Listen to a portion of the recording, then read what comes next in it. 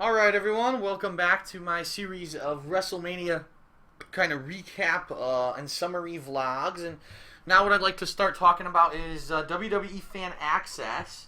Now for those of you who aren't familiar with Fan Axxess, it's an ongoing convention slash festival that happens during the week of Wrestlemania. And this year it was actually at the Izod Center, which was right next door to the MetLife Arena. Or the MetLife Stadium, whatever you want to call it. And basically, you have to buy tickets ahead of time, and there's different packages and things that you can do. You could do general admission, where basically you just go inside, and you are able to walk around and look at all the exhibits, and watch the matches or whatever that are going on. And there will be autograph sessions, but you have to wait in line. And there's also these premier packages, where if you spend hundreds and hundreds of dollars, I'm talking like $300 to get a guaranteed meet and greet and autograph with Shawn Michaels. You could do it, but that's pretty damn expensive just to guarantee that you see a guy for half a second, shake his hand, and get a picture. You know what I mean? And an autograph. So we just got the standard, general admission passes. So it didn't start till 12:30. Supposedly, that's what the ticket said. 12:30 to 4:30. Okay. So we show up at the Izod Center. Well, first of all, I just want to say this. That area of New Jersey, which is like Secaucus, is terrible. There's no fucking good food there at all. John and I were looking for a place to eat breakfast. We couldn't find a diner. We couldn't find a restaurant. The only places in the area were fast food like Subway, Dunkin' Donuts, Wendy's, or else like restaurants like dinner restaurants that aren't open for breakfast. So it was absolute complete shit. And we just were driving all around trying to find food. We couldn't find anything in the area. Even with the GPS, we couldn't find anything. So John ended up getting a Subway sandwich. I ended up getting a tea from Dunkin' Donuts for my throat. Like I said, my allergies have been killing me. And also getting some food from Wendy's. They have these new flatbread chicken sandwiches, and I got like 2 of those. And that was what we ate. Great. So then we went to the Izod Center. And the good thing is that the Izod Center is right next door to the MetLife Stadium, which is where WrestleMania was being held. And the parking was $10 cheaper. So we were able to pay $20, park all day for both events, and not have to move the car, which was pretty good. So we go to the Izod Center, and immediately it's basically like 12:30 when we go there. And we immediately see a startlingly bad problem. The line was insanely long, and I actually tweeted a picture of this line when we got there. I can actually show you here a video. Hold on one second.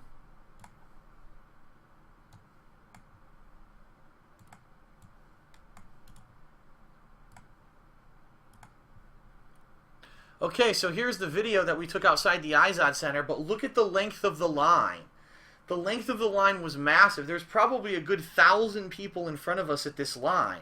So here you do. You have a ticket that says you can get in at 12:30 and you have to leave at 4:30. That's what the ticket says.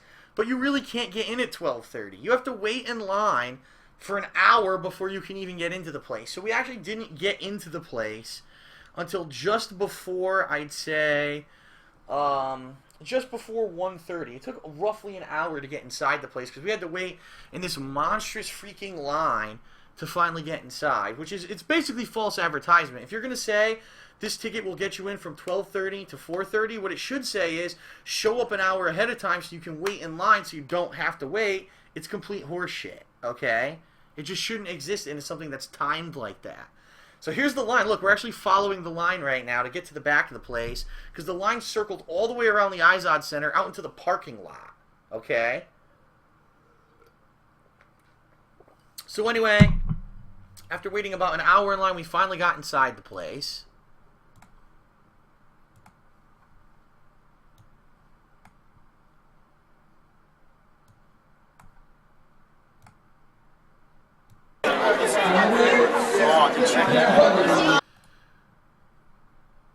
Oops, sorry about that. I accidentally played the audio from the video by accident.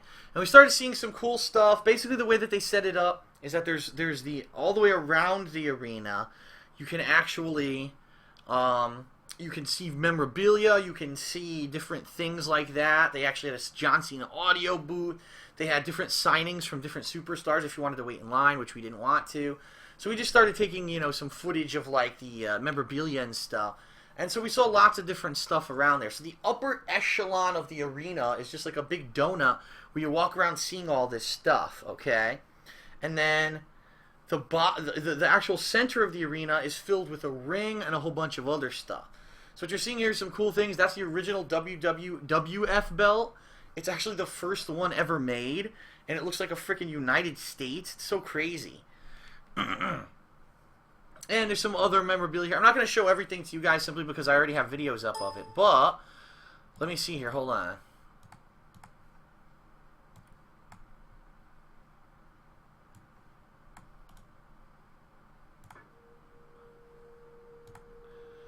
Okay, so this was Andre the Giant. He had this big section of stuff to show off, you know, all his outfits and stuff from the past. He actually had a lucha mask, which was pretty crazy that he had a lucha mask. I didn't know that Andre the Giant actually wore a mask at any point in his career, but he did. Yeah, and he had look at that. It's the size of his freaking jumpsuit. It's huge. There's a cast from when he broke his leg. It's so oversized. And then they even had this giant statue of Andre the Giant. You know, humongous bronze statue of him, supposed to be life-size. To which everyone was like, holy shit, you know, look, they're at his chest. Here's a guy who's 6 feet tall. He's barely at his chest. So it's pretty crazy. Let's see if I got some more footage here.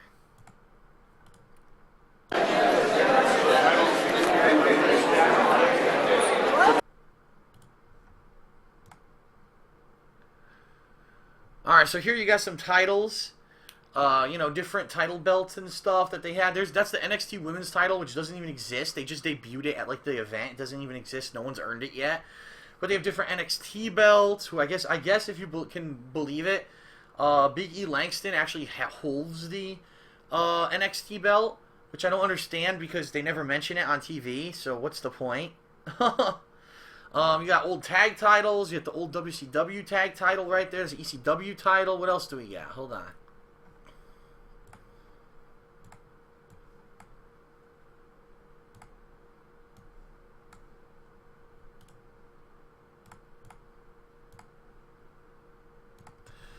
I got the Brahma Bull title, the Flaming Skull title from Stone Cold, the NXT tag titles. That's actually the original women's championship that the Fabulous Moolah held for like 100 years.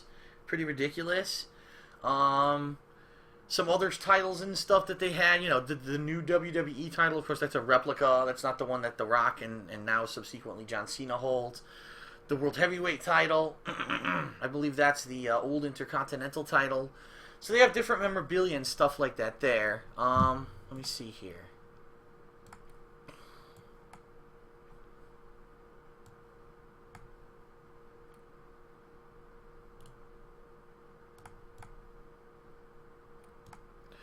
Okay, so this is actually once you get inside the arena, once you exit that donut of memorabilia and you walk inside, you've got different seating for people to sit in.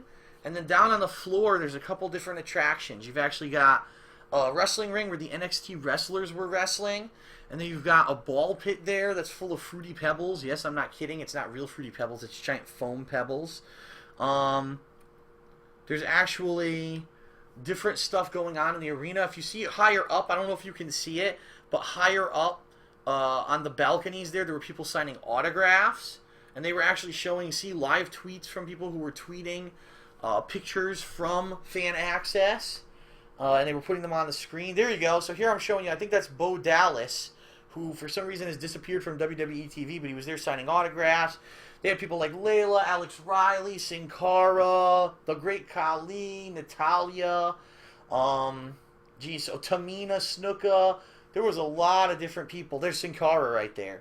There's a lot of different people there signing autographs, but the thing that was startled me about it is, I don't know if I could show you this or not. I'm gonna see if it'll go, if I pan to it or not. I'm probably not going to now. Now see, now they're doing something in their ring, a contest or something. But in order to get an autograph from one of those WWE superstars, you needed to wait in line. And the line went down the steep staircase of the arena, which has no arm thing, no railing. So if I wanted to get an autograph, it was impossible because, as I mentioned already, I already unfortunately have, with my back injury, I was having a hard time sitting in the seats and walking up and down the stairs. I wouldn't have been able to walk up and down the stairs because there was no railing. I would have fallen. So again, no accommodation whatsoever for anyone who has any kind of an injury. You have to be like in tip-top physical shape to attend this fucking event and get anything out of it. It's ridiculous. I couldn't, I even said to Rambo, he's like, come walk down here, we'll sit. I said, I can't, dude. There's no railing. I will fall. I have, like, very poor balance because I've shooting pain in my legs. I will fall down this staircase if I try to go down it. So, unfortunately, I wasn't able to go down to the floor of the arena. I wouldn't have even been able to have done it. I would have fallen to try to get down there. If I'd actually wanted an autograph, I wouldn't have been able to get it. So, it's pretty fucking annoying, if you want to know the truth. It's pretty annoying that they did this and they didn't accommodate anyone. But that's life, I guess. I got to deal with it. Let's see what I got next here. I'm not sure.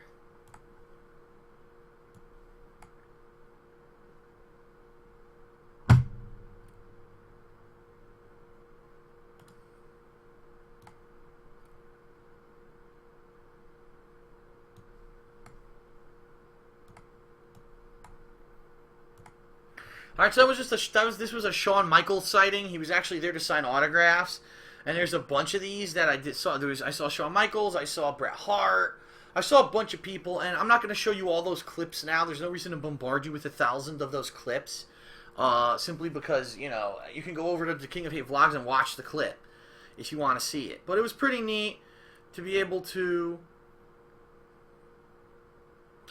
It was pretty neat to be able to see it. To be able to see these guys in person, even though I didn't get to go meet and greet because I didn't pay $500 to go fucking meet them. It was still fun to see them, in person in a capacity. Let's see what other videos I got here of Axxess.